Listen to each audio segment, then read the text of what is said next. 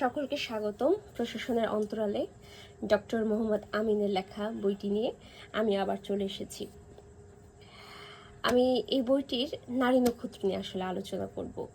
প্রথমে বইটির নাম কিভাবে পেলাম, আমি আসলে বিসিএস ভাইবার বুক লিস্ট চেক করার সময় বিভিন্ন গ্রুপে বা বিভিন্ন জায়গায় এই বইটির প্রশংসা শুনেছি যে এই বইটি প্রশাসন ক্যাডারের নারী নক্ষত্র বইয়ের মাধ্যমে জানা যায়।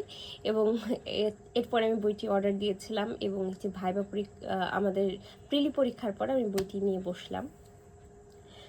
প্রথমে বলি বইটির কথা, যে বইটি আসলে খুবই অ্যাডিকটিভ একটা বই এবং ডক্টর মোহাম্মদ আমিন তিনি পেশাগতভাবে একজন লেখক না হলেও উনি আসলে অনেক বই লিখেছেন। এবং আমি ডক্টর মোহাম্মদ আমিনের লেখা অনেক কয়েকটি বই আসলে সার্চ দিলাম, কারণ ওনার লেখাটা আমার পছন্দ হয়েছে।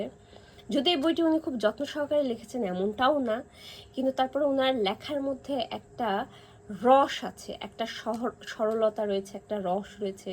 যদিও বইটি জেনারেলি আমাদের দিনলিপি বা দিনপঞ্জি টাইপের কোনো বই পড়তে আসলে মজা লাগে না তেমন একটা, কিন্তু এই বইটি উপন্যাসও না, কিন্তু তারপরে বইটি যেন ধরলে এটা শেষ করা যায় না। এটার মধ্যে এমন কোনো রোমাঞ্চ নাই, এমন কোনো রোমান্টিকতা নাই, কিন্তু তারপরে বইটির মধ্যে যেন কিছু একটা আছে, তার সরলতার মধ্যে একটা সুন্দর লেখার স্টাইল আছে, এটা আসলে খুব আকর্ষণ করে। ডক্টর মোহাম্মদ আমিন উনি আসলে 10ম বিসিএস এর মাধ্যমে বিসিএস প্রশাসন ক্যাডারে উনি যোগদান করেছেন। ওনার জন্ম 1963 সালে এবং চন্দনাইশ গ্রাম, চট্টগ্রামে। উনি 2008 সালে পিএইচডি ডিগ্রি অর্জন করেছিলেন। উনি আবার শুদ্ধ বানান চর্চা সুবাচের প্রতিষ্ঠাতা এবং শুদ্ধ বানান নিয়ে বা ব্যাকরণ বিষয়ক ওনার কিছু বই লেখা আছে। আবার ছোটদের রূপকথা বিষয়ক বিভিন্ন দেশের রূপকথা নিয়ে ওনার আরও কিছু বই আমি দেখেছি অনলাইনে সার্চ করে। ওনার মোট গ্রন্থ সংখ্যা 140টা। একজন অ্যাডমিনিস্ট্রেটিভ অফিসারের গ্রন্থ সংখ্যা 140টি। এটা আসলে মানে ফার্স্ট একটা নাম্বার। এটা উনি কিভাবে একটা চাকরি করতে এবং এত ব্যস্ততা একটা চাকরির রত অবস্থায় এতগুলো বই লিখেছেন, আসলে অনেক অনেক আসলে অনেক কষ্টসাধ্য একটা বিষয়। আচ্ছা, তো বইটি নিয়ে আসলে আলোচনা করি। বইটিতে লেখক প্রথমেই বলেছেন যে মানুষকে প্রতিনিয়ত বিচিত্র অভিজ্ঞতা অর্জন এবং নানা ঘটনার সম্মুখীন হতে হয়। প্রশাসনের চাকুরেদের ক্ষেত্রে এই অভিজ্ঞতার ধারণ আরও বেশি বৈচিত্র্যময়, আগ্রহ দীপক, একই সঙ্গে বহুমুখী ও বিস্ময়কর। আসলে এটা ওনার যে প্রশাসন ক্যাডারে উনি কর্মরত অবস্থায় উনি বিভিন্ন ডিস্ট্রিক্ট এবং বিভিন্ন পদে যখন কর্মরত ছিলেন তখনকার অভিজ্ঞতার আলোকেই আসলে বইটি লেখা। কিন্তু মজার বিষয় হচ্ছে বইটিতে কোনো মানে তারিখ বা সাল তারিখ বা কোনো টিকা নাই যে এটা ওনার দিনপঞ্জি বা ওনার ডায়েরি হিসেবে আমরা ধরে নিতে পারি।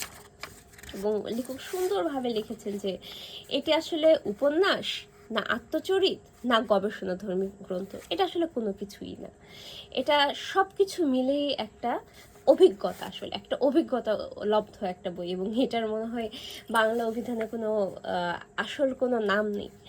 এবং সবচেয়ে মজার একটা বিষয়, আমি বিভিন্ন সময় যত অ্যাডমিনিস্ট্রেটিভ অফিসারের সাথে কথা বলেছি বা আমার সামান্য সময় আলাপ বা পরিচয় হয়েছে, তাদের সকলকেই দেখেছিলাম যে তারা আসলে নিজেদের খুব মানে সৎ, খুব কর্মদক্ষ এবং খুবই খুবই বুদ্ধিদীপ্ত একটা অবস্থানে নিজেকে দাঁড় করাতে চাই। এবং এই জন্য সুন্দর সুন্দর গল্প করেন, যেন উনি একজন সিনেমার নায়ক এবং ওনার জীবনে খুব সুন্দর সুন্দর ঘটনা ঘটেছে। এটার ভূমিকা নিয়ে লেখক নিজেই বলেছেন যে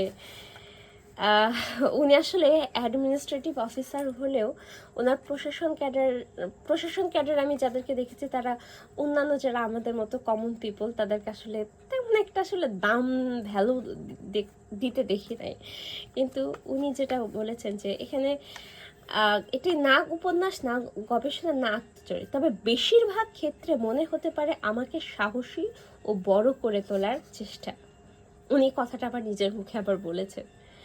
তাহলে মানুষ কতটা সুন্দর হলে, কতটা মানুষ প্রাঞ্জল হলে নিজের সম্পর্কে এ ধরনের একটা কথা বলতে পারেন। এবং আরেকটি কথা বলেছেন কি, আমলা হিসেবে আমি অন্যান্য আমলাদের মতো বড় দুর্বল, বড় পদলেহী। আমলারা আসলে আমি আসলে আমলাদের বিষয়ে আমার কোনো নিকট আত্মীয় ছিল না। তো আমার যেটা মনে হতো, আমলাদের ক্ষেত্রে মানুষের চাকরির দক্ষতা এবং জ্ঞান গরিমার উপরে তাদের প্রমোশন বা তাদের সিনিয়রিটি মেনটেন বা তাদের তাদের আমরা যেটা বলি মানে বিভিন্ন জায়গায় বদলি, এসব জিনিস পদায়ন, এসব ভাবতাম আমরা তাদের দক্ষতার উপর বিচার করে।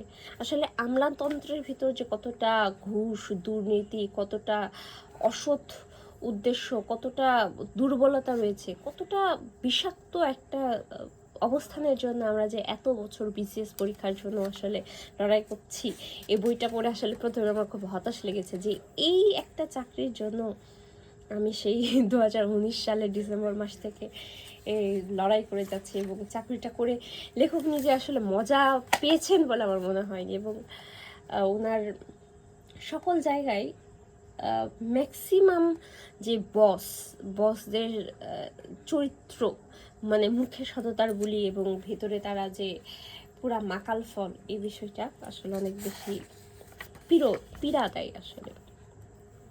আচ্ছা, বইটি আসলে আমরা শুরু করি। প্রথমে এটা তো আসলে আমরা পড়ছি বিসিএস ভাইবার জন্য, এই যে এখানকার ইম্পর্টেন্ট ডাটাগুলো যেগুলো আমাদের বিসিএস ভাইবা পরীক্ষায় আমি দেখেছি যে এখানকার অনেক প্রশ্ন আমাদের বিসিএস প্রিলি পরীক্ষায় দেখি যে একদম লাইন বাই লাইন এই প্রশ্নগুলো আসলে আসে।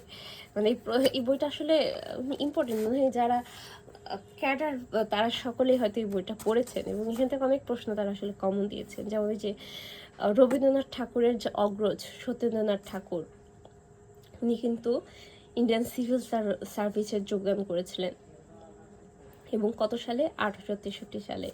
সত্যেন্দ্রনাথ ঠাকুরের যে দুই সন্তান, একজনকে সুরেন্দ্রনাথ ঠাকুর, আরেকজন হচ্ছে ইন্দিরা দেবী। ইন্দিরা দেবী ছিলেন প্রমোদ চৌধুরীর ওয়াইফ, এবং ইন্দিরা দেবী ছিলেন বিশ্বভারতী বিশ্ববিদ্যালয়ের প্রথম মহিলা উপাচার্য। আমি আসলে যা যা ইম্পর্টেন্ট পেয়েছি সেই বিষয়গুলা দাগিয়ে রেখেছিলাম যাতে আমি পরে আরেকবার রিভিশন দিতে পারি। এখানে একটা ইম্পর্টেন্ট ছোট্ট তথ্য ছিল যে আমাদের প্রথমে বিভাগীয় কমিশনার কার্যালয়ে যোগদান করতে হয়। তাহলে বিসিএস অ্যাডমিনিস্ট্রেটিভ অফিসার বা প্রশাসন ক্যাডারে যারা আসলে যোগদান করে, তারা যোগদান করে বিভাগীয় কমিশনার কার্যালয়ে, এবং বিভাগীয় কমিশনার সচিবালয়ের অব্যবহিত পরে প্রশাসনিক কাঠামোতে মাঠ পর্যায়ের কর্মকর্তাদের মধ্যে সর্বোচ্চ পদাধিকারী। বিভাগ মাঠ পর্যায়ের শীর্ষ প্রশাসনিক ইউনিটে। আপনাদের মনে আছে কিনা, এটা আসলে প্রিলি পরীক্ষায় সবসময় আসতো যে বিভাগ মাঠ পর্যায়ের শীর্ষ প্রশাসনিক ইউনিট কোনটি? বিভাগ। এবং আরেকটি সুন্দর প্রশ্ন যে 1829 সালে বিভাগীয় কমিশনার পদটি সৃষ্টি হয়েছিল। বিভাগীয় রাজস্ব প্রশাসন, কার্যকর নিয়ন্ত্রণ, বিচার ব্যবস্থা ও রাজস্ব পদ্ধতির কাজের মধ্যে সমন্বয় সাধন এবং তত্ত্বাবধানের জন্য রাজস্ব বোর্ড বিলুপ্ত করে পদটি সৃষ্টি করা হয়, এবং বাংলাকে 20টি বিভাগে ভাগ করা হয়। প্রত্যেক বিভাগে একজন করে বিভাগীয় কমিশনার নিয়োগ দেওয়া হয়েছিল। প্রতিটি বিভাগ 3 থেকে 4টি জেলা নিয়ে গঠিত হয়েছিল, এবং যে 47 যে আমাদের দেশ ভাগ হলো সেই সময় আমাদের মাত্র 3টি বিভাগ ছিল, একটি হচ্ছে ঢাকা, একটি চট্টগ্রাম এবং রাজশাহী, এবং এরপরে আসে খুলনা বিভাগটা করা হয়েছিল রাজশাহী বিভাগকে ভাগ করার পরে। এবং 20 শতকের 90-এর দশকে বরিশাল ও সিলেট নামে আরও 2টি বিভাগ ঘোষণা করা হয়। জেলা প্রশাসনের পূর্ব অভিজ্ঞতা রয়েছে এমন সিনিয়র যুগ্ম সচিব বা অতিরিক্ত সচিব পর্যায়ের সরকারি কর্মকর্তাদের সাধারণত বিভাগীয় কমিশনার হিসেবে নিয়োগ দেওয়া হয়। তো অনেক এরকম ছোট ছোট লেখক তার গল্পের আড়ালে এরকম ছোট ছোট অনেকগুলো তথ্য দিয়ে দিয়েছে। এরকম আরো কিছু সুন্দর সুন্দর তথ্য আছে। লেখক প্রথমে যোগদান করেছিলেন রাজশাহীতে, এবং ওখান থেকে উনি বদলি হন কুড়িগ্রামে বদলিরত অবস্থায় লেখকের বাবা মারা যান, এবং ওনার আসলে পরিবারের জ্যেষ্ঠ সন্তান হওয়ার কারণে ওনার চট্টগ্রামে যাওয়াটা খুব গুরুত্বপূর্ণ ছিল। এবং উনি যখন বদলির জন্য, বদলি হোক বা না হোক, এটা একটা আসলে খুব মানুষের প্রয়োজনের জন্য মানুষ বদলি চায়, কিন্তু বদলির জন্য যে বিসিএস ক্যাডারের মতো যেই চাকরিটা মেধার যোগ্যতাতে হয়, সেই চাকরিতে এত সুপারিশ লাগে, এবং সুপারিশ বা অর্থ বা মামা চাচা লাগে, এটা আসলে বইটা না পড়লে আসলে বোঝা যেত না। বরং এর চাইতে আমার চাকরিটা অনেক ফেয়ার মনে হয়েছিল, কারণ আমি বদলি হয়ে এসেছিলাম ঢাকা থেকে বগুড়াতে, এবং এর জন্য আসলে আমার কোনো সুপারিশ করতে হয় নাই, কোনো টাকা পয়সা দিতে হয় না। আমি শুধু আমার প্রয়োজনটাকে এক্সপ্লেন করেছি, এবং আমার প্রয়োজনের বেসিসে আসলে আমাদের অফিসে আমি দেখেছি, আসলে আমি শুধু না, সকলকে দেখেছি বদলিটা এই জন্য হয়। এই জন্য আমার মনে হয়েছে যে এই চাকরিটার চাইতে আমি যে চাকরিতে আছি, এই চাকরিটা আসলে অনেক অনেক ফেয়ার। আচ্ছা, আমি আসলে প্রশাসন ক্যাডারের অনেক কিছু জানি না, যেমন এই বিষয়গুলো আসলে আমি জানতে চাই। যেমন অতিরিক্ত জেলা প্রশাসক সাধারণ, আমরা তাকে বলি এডিসি জেনারেল। আমি এই বইটি পড়ার মাধ্যমে অনেকগুলো পদের নাম জানতে পেরেছি। এডিসি রাজস্ব, আরডিসি। আমি আসলে এই পদগুলো সম্পর্কে এবং কোন পদের কি দায়িত্ব, কোন পদের কি কাজ, সেই বিষয়গুলো আলোচনা, এবং সুন্দর একটা জিনিস আমি জানতে পেরেছি, সিএসপি বলা হতো পাকিস্তান আমলের যে বিসিএস ক্যাডার। আমি আসলে এক্স্যাক্টলি জানি না, আমি এই বইটা পড়ে যেটা বুঝতে পেরেছি যে পাকিস্তানি যে বিসিএস ক্যাডার, সেটাকে বলা হতো যে সিএসপি। এই যে দশম বিসিএস ক্যাডারে লেখক প্রশাসন ক্যাডারে অংশগ্রহণ করে, এবং দশম বিসিএস থেকে আসলে প্রিলি পরীক্ষা শুরু হয়েছিল।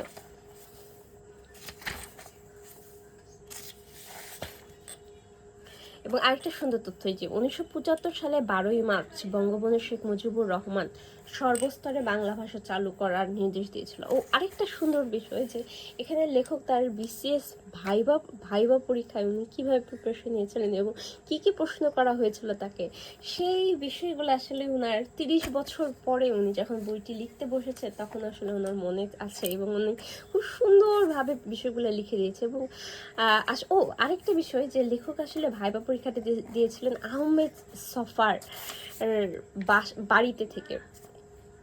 আমরা যে আমার গুরু আহমেদ সফা, যদ্যপি আমার গুরু আহমেদ সফা আসলে অনেক বড় মাপের একজন মানুষ ছিলেন, এবং যদিও এই বইটা আহমেদ সফার জীবনী না, কিন্তু অনেক ছোট ছোট ঘটনার মাধ্যমে আমরা আহমেদ সফা সম্পর্কে জানতে পারি, এবং উনি যে কী পরিমাণ দানবীর ছিলেন। এবং আসলে বর্তমান যুগে যে আমরা এতটা স্বার্থপর, নিজের স্বার্থ ছাড়া আমরা অন্য কিছু চিন্তাও করতে পারি না। আহমেদ সফার একটা ছোট্ট ঘটনা লেখক এখানে লিখেছেন, যে আহমেদ সফার কাছে আসলে কোনো টাকা নাই, লেখক ওনাকে 2000 টাকা দিয়েছে যে বাজার বা পারিপার্শ্বিক ওনার খাওয়া দাওয়ার জন্য। আহমেদ সফা কী করলো, ওখান থেকে 800 টাকা দিয়ে দিল।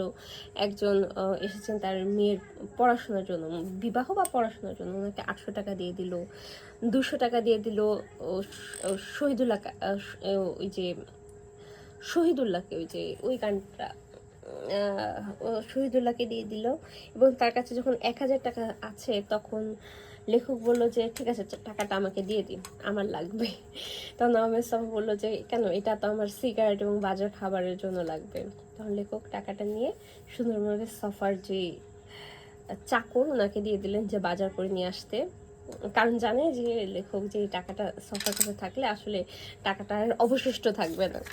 এই গল্পটা আসলে খুব সুন্দর লেগেছে। এবং আসলে আমাদের পৃথিবীতে খারাপ মানুষের সাথে সাথে কিছু ভালো মানুষও আসলে থাকে, না হলে আসলে পৃথিবীটা আসলে এত সুন্দর থাকে না। এবং এই যে অ্যাডমিনিস্ট্রেটিভ সেকশন, যে এত দুর্নীতি, এত পদলেহন, এবং এত এত এত যে সুপারিশ, এত টাকার খেলা, এখানে একটা মন্ত্রণালয়ে পদায়ন পেতে বা ঢাকা বা নিজ জেলায় পদায়ন পেতে যে কি পরিমাণ পা চেটে চেটে চলতে হয়, সেখানেও কিছু কিছু ভালো মানুষ আছে, এবং সেই ভালো মানুষগুলো ভাগ্যে আসলে কখনো ভালো কিছু জোটে নাই, কিন্তু তারপরও আসলে তারা ভালো মানুষ, তারা ভালো থাকতে ভালোবাসে। জিনিসটা আসলে খুব সুন্দর। এখানে আরেকটা কথা আছে, যে আরেকটি ইম্পর্টেন্ট কথা, ডিস্ট্রিক্ট কালেক্টর থেকে জেলা প্রশাসক 1772 সালে ওয়ারেন হেস্টিংস প্রথম ডিস্ট্রিক্ট কালেক্টর বা জেলা কালেক্টর পদ সৃষ্টি করেন। তখন পদটির নাম ছিল ডিস্ট্রিক্ট কালেক্টর। এই জন্য জেলা প্রশাসকের কার্যালয়কে এখনো বলা হয় কালেক্টরেট বলা হয়। আমাদের এখানে একটা স্কুল আছে, সেটাকে বলা হয় কালেক্টরেট স্কুল। আসলে ওটা ছিল জেলা প্রশাসকের আসলে তত্ত্বাবধানে থাকা একটি স্কুল। এরপর প্রশাসনে প্রয়োজনে ডিস্ট্রিক্ট কালেক্টরকে ফৌজদারি বিচার ব্যবস্থা ক্ষমতা সংবলিত ডিস্ট্রিক্ট ম্যাজিস্ট্রেট পদের দায়িত্ব অর্পণ করা হয়। পাকিস্তান আমলে জেলার উন্নয়ন কর্মকাণ্ডের সমন্বয় সাধনের জন্য ডেপুটি কমিশনার নামে আরেকটি পদ সৃষ্টি করা হয়। ডেপুটি কমিশনার পদ সৃজনের দ্বারা আগের ডিস্ট্রিক্ট কালেক্টর ও ডিস্ট্রিক্ট ম্যাজিস্ট্রেট পদ বিলুপ্ত করা হয়নি, কিন্তু উক্ত পদের জন্য অন্য কাউকে নিয়োগও দেওয়া হয়নি, বরং ডিস্ট্রিক্ট কালেক্টর এবং ডিস্ট্রিক্ট ম্যাজিস্ট্রেট পদের অধিকারী ব্যক্তিকে ডেপুটি কমিশনার পদের দায়িত্ব প্রদান করা হয়। এবং 2007 সালে 1 নভেম্বর ফখরুদ্দিন সরকারের আমলে যে বিচার বিভাগ পৃথক করা হলো, ফৌজদারি কার্যবিধি 1898, আমি কার্যবিধিটা আসলে একবার পড়বো, পরিবর্তন করে বিচারিক কাজের জন্য জেলা পর্যায়ে চিফ জুডিশিয়াল ম্যাজিস্ট্রেট পদ সৃষ্টি করা হয়। কিন্তু জেলার সামগ্রিক আইন শৃঙ্খলা রক্ষার মূল দায়িত্ব আগের মতো ডিস্ট্রিক্ট ম্যাজিস্ট্রেটের উপরেই থেকে যায়। ম্যাজিস্ট্রেট কথাটি ল্যাটিন শব্দ ম্যাজিস্ট্রাটুস শব্দ থেকে উদ্ভূত, যার অর্থ অ্যাডমিনিস্ট্রেটর বা শাসক। এই জন্য ভারতে জেলা ম্যাজিস্ট্রেটকে বলা হয় জেলা শাসক। শাসক শব্দটিকে শোভনীয় করে বাংলাদেশে সেটাকে বলা হয় প্রশাসক। জেলা প্রশাসক মূলত বহুল ব্যবহৃত ডিস্ট্রিক্ট ম্যাজিস্ট্রেট শব্দের পরিবর্তিত বাংলা রূপ। আসলে এই বইটি পড়লে এরকম ছোট ছোট অনেকগুলো তথ্য আছে। এবং লেখকের দুটো ছোট ছোট, দুটো না মনে হয় একটি ছোট প্রেম জাতীয়, প্রেমও ঠিক না, ওনার বিয়ের একটা কথা ছিল যেটা খুব আকর্ষণীয় ছিল। আসলে বইটি আসলে অনেক আকর্ষণীয়, কিন্তু বইটিতে আমার যেটা খুব উদ্ভট লেগেছে যে লেখক আসলে এক কথা অনেকবার বলেছে, এবং কোনটি যে কল্পনা কোনটি যে বাস্তব এটা আসলে খুঁজে পাওয়া অনেক মুশকিল। কারণ লেখক ম্যাক্সিমাম নামই হাইড করেছেন, আসল নাম না। তারপরে তথ্যগুলোর ক্ষেত্রে উনি কল্পনার আশ্রয় নিয়েছেন অনেক ক্ষেত্রে। যা হোক, বিসিএস ভাইবা পরীক্ষার্থী যারা প্রশাসন ক্যাডার, যাদের টার্গেট, মানে তারা বইটি একবার পড়ে দেখতে পারে। বইটি আসলে ভালো আছে। আর আমার ভাইবা পরীক্ষা 6 জুন। সকলে আমার জন্য দোয়া করবেন, আশীর্বাদ করবেন। আমার প্রিলি পরীক্ষা খুব একটা ভালো হয়নি, এই জন্য আমার খুব মন খারাপ ছিল। আমি পড়া শুরু করলাম আজকে সকাল থেকে, এবং পড়া শুরু করলাম, এবং আজকে একটু আগে আমাদের ভাইবা পরীক্ষার শিডিউল দিল। ওখানে আমি আমার রোল খুঁজে পাচ্ছিলাম না। তারপরে এক এক করে দেখার পর দেখলাম 6 জুন। তো ওটা নিয়ে একটু টেনশন লাগছিল। সবাই দোয়া করবেন, এবং এরপরে আমরা আরও আলোচনা করবো, আবার ফিরবো। ধন্যবাদ সকলকে।